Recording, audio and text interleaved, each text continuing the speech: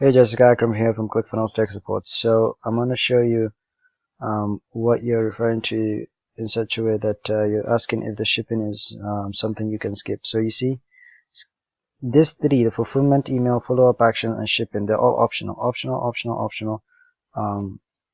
So yeah, you can definitely do that. I'm just going to go ahead and create a quick product test. Yeah, two. I'm going to put in something here, 24 or something, I don't know. I'm going to save and next. See, skip that. If you want to enable, you enable here. If not, go to the next. See, nothing. You don't have to toggle it on. You see, nothing.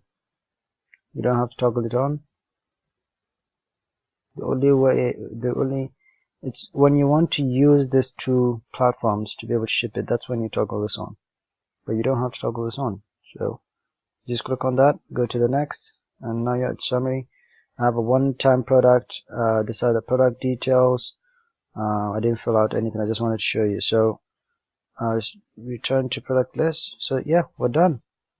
Now if I go into the funnel, it takes me back here. If I go into the order form, products,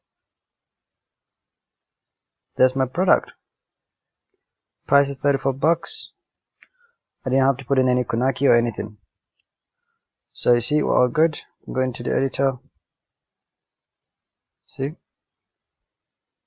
can check the shipping, and there's none required. If you want to require it, you put this or this. So let me know if that answers your question. But yeah, you don't need to. That's not anything that you need to do. That's all for now. Have a nice day.